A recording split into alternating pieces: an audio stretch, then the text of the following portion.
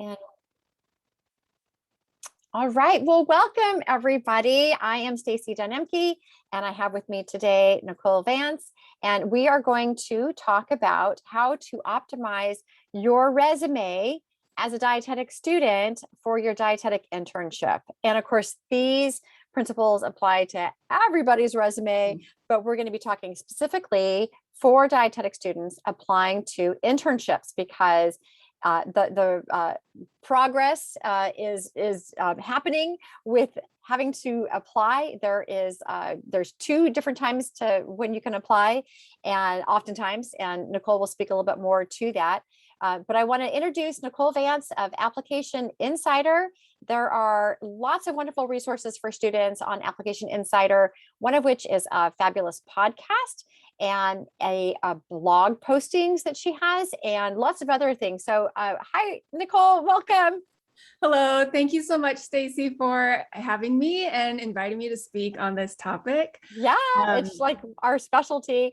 So yes. I invited her to speak specifically about resumes because she have a wonderful podcast episode that you guys should definitely check out. And I'll give you a screenshot of what that looks like as well, to specifically talking about resumes and how to optimize your resumes, what not to include on your resume and what to include on your resume. So Nicole will talk a little bit more about this specifically, but resumes are a little unique when it comes to an application because in your application for an internship, there is a room and there's space to include a lot of stuff that you would typically already include on your resume. So then they give you the option to also upload your resume. And so you have to think like, well, how do I do that? And what should I include? What should I not include?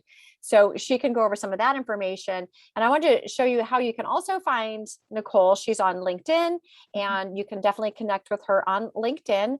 And this is a screenshot of her profile. And then of course she has an amazing website, applicationinsider.co, that has a ton of free resources, free downloads, checklists, all kinds of wonderful things. And she has an opportunity for you that I'm going to share with you towards the end of this that could help you if you are considering applying for an internship as well. And back to the resumes. So there's of course a lot of stuff that needs to be included, not included. And again, this applies to anybody who's going through any type of job application process, job searching, or if you're wanting to pitch to a company that you want to do some consulting with, or you want to work with a brand, sometimes they'll ask for a resume. So the tips that she has, these super valuable tips, are going to be relevant for all types of us. This was the podcast episode that when I was listening to, I thought, oh, we've got to get Nicole to talk to our group about this. And so she's got this wonderful podcast. The episode number 52 is where you talk about, improve, and show the value of your experience. So I'm going to let Nicole take it from here. And Nicole, tell us a little bit about how you got involved actually in working with dietetic students for the application process for dietetic internships.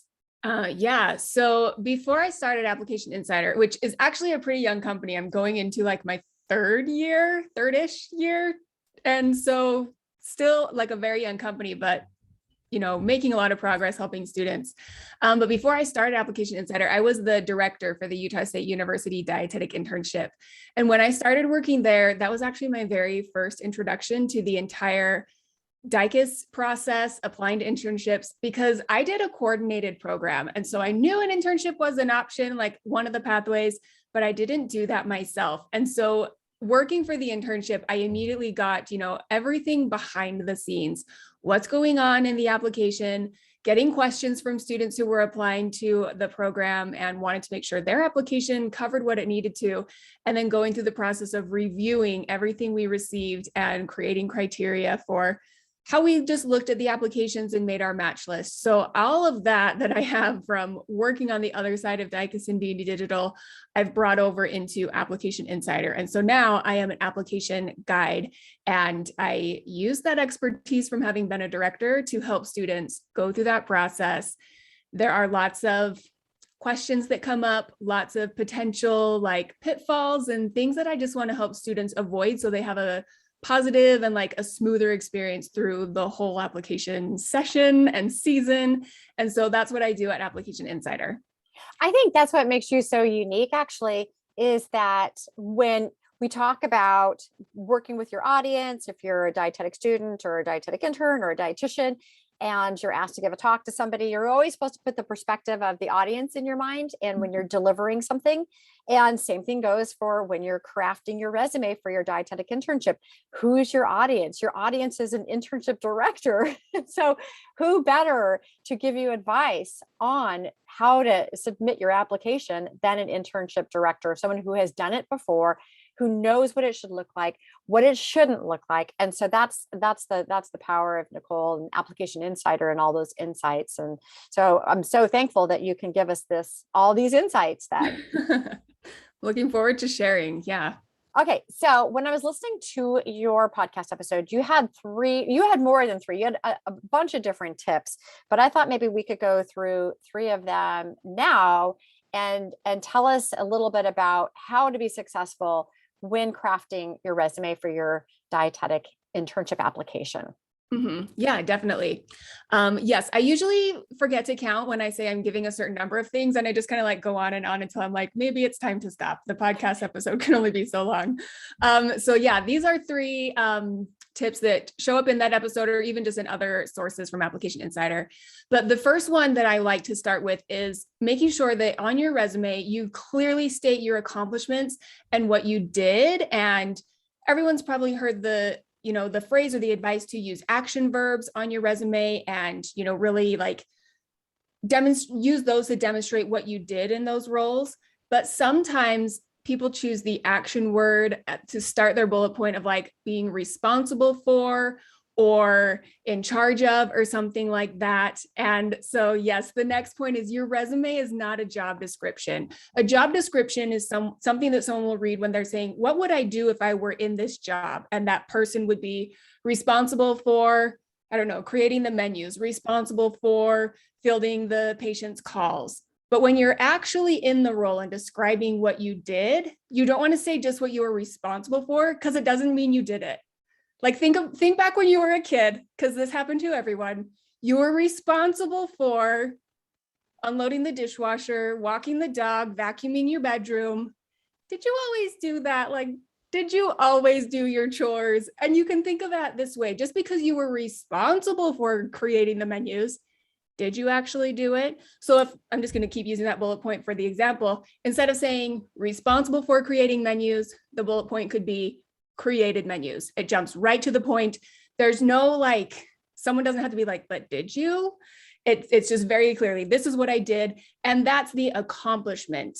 Sometimes people think the accomplishment has to be like a really big thing, but it can be the task you accomplished creating menus in that role. And so jumping right to that point, making it very crystal clear from the first word on the bullet point, jumping right to the accomplishment and not burying it under the assignment that you were given, just makes it more clear. I've said that a lot, but that's make it clear. I like that. And so I had another question. So a lot of dietetic students might be thinking, well, gosh, I haven't had a real job yet. I haven't had something that really had something where I improved patient satisfaction or I boosted Facebook ad engagement or something like really big that you would have as a job later on in your career.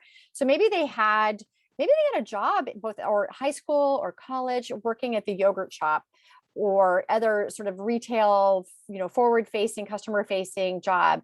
What would be like an example of someone or you being able to convert a job description into an accomplishment bullet point for that kind of job? Okay, so I'm going to think of one I saw often on applications. This feels dietetics related, but also kind of not dietetics related. Something like working in a cafe or like a Subway where it's like you're making food, but you're also like, you're not the chef, like you're assembling sandwiches and that doesn't feel, it's food, but it doesn't feel incredibly dietetics related. So some things that can be done instead of being, I was responsible for making sandwiches, which is what you were, that was your job description.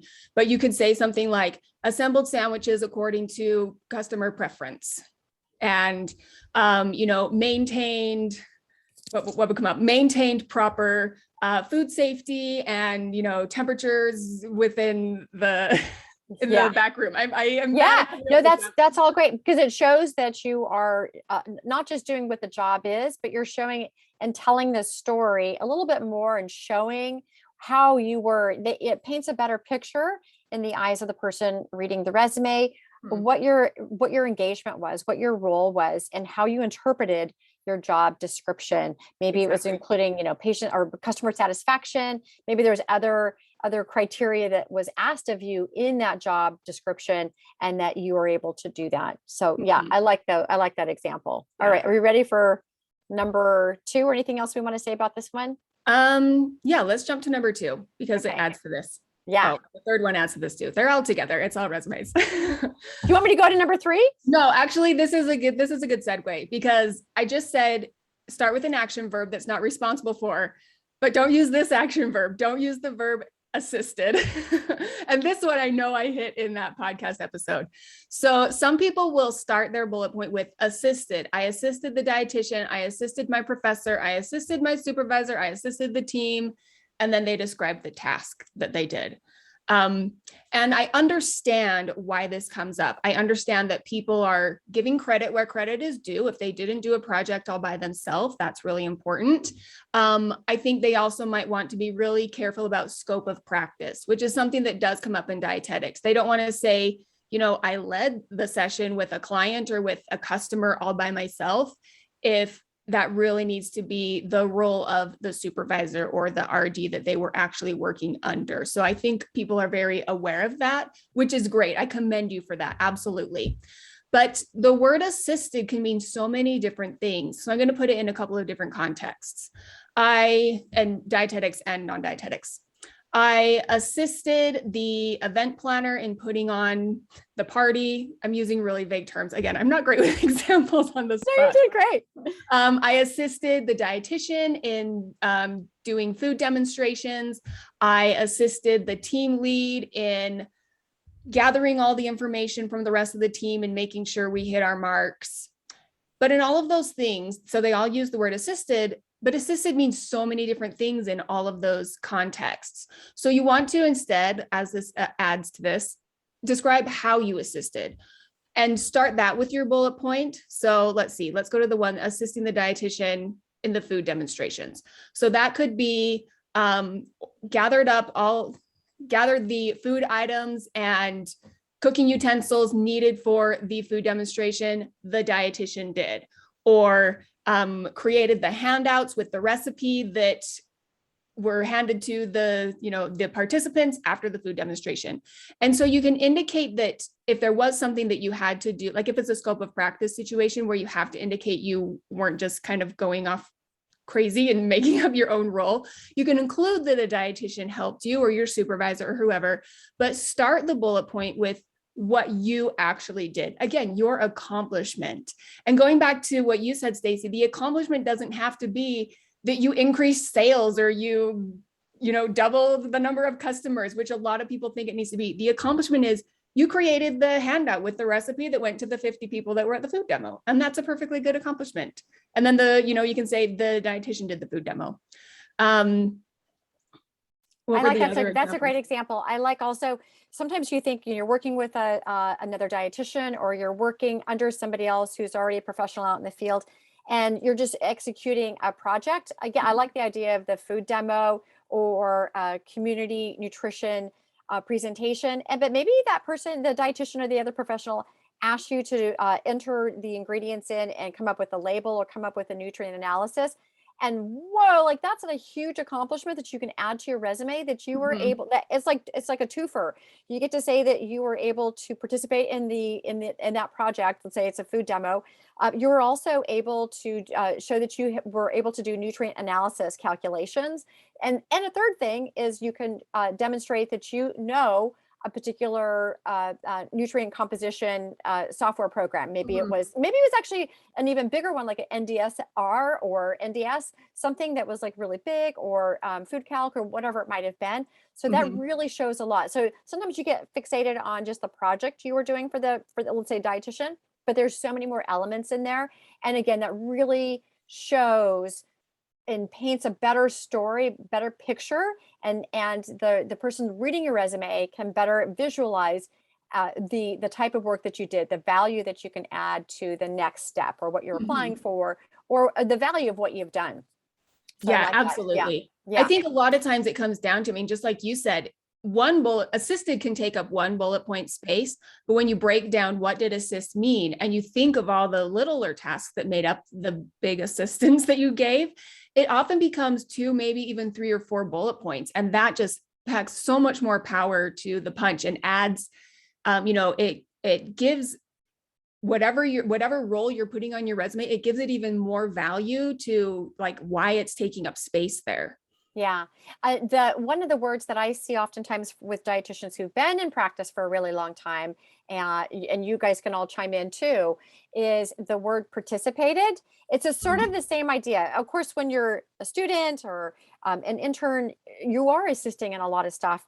And dietitians will use a very similar parallel word, and that is participated in. If you're part of a team or you're part of a multidisciplinary team within the hospital or a team of dietitians working in private practice or something. And it's just, you don't even think about it too much, not realizing that it's diluted down the value of what you probably participated in and what you did. And again, just spell out what it is that you're able to do. So I like being able to do that. Or another word, I think that it seems like it's a powerful word, but it doesn't really tell too much. And that's the word managed. I think there's a lot of other ways you can talk about something, because managed is a powerful word, but it doesn't really fully always, sometimes it does, fully share about what it is that you've accomplished or what value you've had. And I always talk about these quantifiable work success bullet points. And whether it's volunteer work or whether it's paid work, it's the same idea that, provide some sort of story that is something that has a measurement tool in there as well. Oh, and I think, did I just steal your next one? Was that your You led right into it. It's going to be led right into it. All right, take it away. Yeah, this is where the specifics come in. And I use the word quantify, which for most instances focuses on a number, but it's just one way that I use to describe all of these. So my advice is to quantify wherever and whenever possible. And that can mean adding a number, adding a frequency, adding a detail, or an example. And in some cases, like I've seen some resumes where I can we can add all 4 of these things to your bullet point. And for others, it's like, you know what, just 2 or 3 of them fit in well. You don't need to stretch your brain to try to fit in a frequency if it's just not going to work. But that's one of the things you can add. But yeah, when you add these specifics, and this goes along with thinking outside the box of those 3 words we talked about, but then adding in the specifics of how many times did you do that? How often did it come up? And like you said, naming the software that you use, that's an example. An example of the software you used is an awesome thing to add.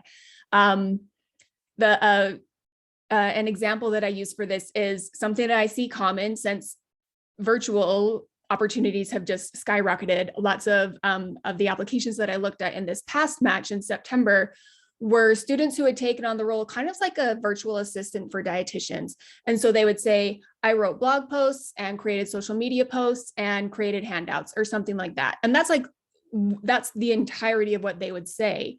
And then I would start asking, how many blog posts did you write? How often did those social media posts come out? Which platform did they come on? Because there's a lot to choose from. You created these handouts. Who were they for? Were they for kids? Were they for moms? Were they for parents? Were they for elderly? Were they for other professionals? And adding in all those details just adds to, you can hit the next, it adds to the scope and the context and the depth of what you're sharing. So for example, you can say, I wrote 2 blog posts a week for the whole 6 months I was there, covering, let's pick a topic, covering gestational diabetes. And then I created social media posts for both Twitter and Instagram that came out 3 times a week. And then I created handouts for the classes where we had 25, gestational babies, 25 pregnant moms coming to learn how to read food labels. And so we talked about the same 3 things: blog posts, social media, handouts. But we just talked a whole lot more about it when we added in those quantifying specifics. I can see a whole bigger picture of this imaginary person, all that they contributed and all the work that goes into it and all of the experience this person has had Mhm. just by painting a better picture with all of the descriptors. I know in English class, when they say like, do a fictional account of something, and add in color, add in flavor, add in smell, like add in as much detail as you can. It's the same thing with the resume, Mhm. within the space that you're allowed, still being very succinct in the way that you put the sentence or bullet point statement together, but being able to add some real flavor to that. So again, the person reading your resume, the dietetic internship director, can understand that you've got a level of experience, that you've been in the workforce, that you love dietetics somehow, that can be stated in there, and you've had experience. It's not just an idea that you had while sitting in your biology class in college or in high school, that you had this real strong understanding of what it was that you're going into and why you've chosen this profession in the first place, and Mhm. going at it with that sense of experience, and like a real a go-getter in terms of the work experience that you've had. I'm going to interject and also say, if anybody has any questions for both Nicole and myself, put your questions into either the chat or the Q&A. I'm fine. I can see that there's questions on either end. If it's a small question, a big question, a juicy one, or just a detail one, like do you capitalize masters, like just whatever it might be, put it in the questions and we can hopefully address those for you guys. Um, I always think that I love going back to this one about being able to provide a specific quantifiable number, because again, it just shows that it's not a job description, and it really shows what you've done. Mhm. And also even just using words like increased or decreased, if you don't have, so somebody who's gone on to become a dietitian and they have to put in that they've worked with diabetics, and maybe they want to talk about type 2 diabetics, they want to talk about the hemoglobin A1C over a period of a time that they've been intervening with them, and you can't remember like what benchmark numbers you had, you can't remember like what the change was, or your facility just wasn't tracking befores and afters, or maybe they were all over the place. You can just use a general term like decreased or increased. Of Mhm. course, hopefully you didn't increase while you were working with type 2 diabetics. Um, but yeah, so that's a really great, and this can go for all levels of jobs, whether you're working in the Mhm. yogurt shop, or whether you're working at Subway, or whether you're working alongside another dietitian, like you said, in virtual practice or in-person practice, whatever it was. There's always something. There's always some percentage. There's always something to be told. And then Mhm. back to the idea also with the software programs, if you're working with Instagram, for example, you can put a whole section at the bottom of your resume of skills, or at the top, wherever you want to put it, a skill section, and you can say Instagram for business, and that maybe you provided analytics for that dietitian, or just to show what the key performance index were doing afterwards, the indicators, and how they were improving or changing, or whatever it might be, and what your involvement was in that process. Okay, I'm going to go. Anything else about that, Nicole? Because I think that's such a Um, great one. I love this topic. Okay, yeah, no, I think that's I'm it. That I'm one. going to move on to the next one, and this is some information. You want to talk a little bit more about this, and I'll look at the Yeah. questions. So Master Your Match is the live course that I offer for dietetic students who are putting together their dietetic internship application. It is a 12-week course, and you can cover your entire application in that time. The next session, actually, the dates are there towards the bottom, right above that teal box. It starts on Monday, October 25th, and goes through January 21st, 2022. So you'll have your entire application done before the spring deadline in February. I think this is so great because, like you said, it's you're already working in isolation with your application, working on your resume in isolation, unless you've got someone to actually help you. And the program that you provide is so beneficial because it's a guided course. It's not just a self-study course. It's a guided course where Mhm. you're working with people, and I love that aspect. I love that sense of accountability, and working on things together and keeping on track with all the various elements that go into creating this application, which is gigantic. I think I mentioned this last week too. I have a senior in high school right now that's applying to schools, a lot of schools, and there's a lot involved in it. Mhm. And yes, we are working on her LinkedIn profile. So Perfect. One question that came through is about wanting to know about scholarships. I'm not sure what the question are there scholarships for dietetic internships, Nicole? I'm not familiar with that. There can be. Sometimes it depends on the program. So the program that I worked with, we were associated with the university, and through their stuff and the way we had things set up, we could offer some scholarships. None of them for our program were full ride, but just to help financially. Yeah. So it'll depend on the program. If the program itself offers scholarships, I know that the academy offers some scholarships for students. I don't know what the amounts or anything like that are, but those are available. Again, this isn't a scholarship, but financial aid is often available depending on the type of program. Again, if it's through a university, that's probably more straightforward than if it's through a private company. But scholarships and financial aid are available. It might take a little researching to find what will work for where you're going. And I think also for a scholarship, sometimes you are required to provide a resume in addition to the application process. So the information that Nicole has shared applies to a scholarship application. The next question was, I've been outside the field for 10 years. What do you recommend for my resume? I only have courses. I think the same goes. I'm sure that there's something on your resume. Maybe there's some experience you've had so when we talk about experience, a lot of people think just of paid experience. Volunteer experience works as well. And you can just put it all under the category, especially as you're starting out, called experience. And you don't have to specify whether it was paid or unpaid. And if it was a volunteer experience that was ongoing and you were just something, every week, 4 hours, 10 hours, 20 hours, whatever it might have been, you can highlight that as well. But I think this applies to any type of experience. So definitely beef up your resume with those quantifiable work success bullet points. Okay, so that was that question.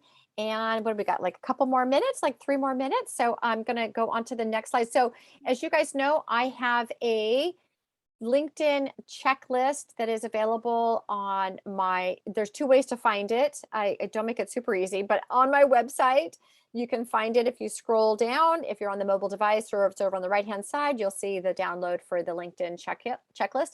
And then also over on Instagram in my link in bio, you can find the download for the LinkedIn profile. And I bring this up because, of course, we're on this platform, which I think is super amazing.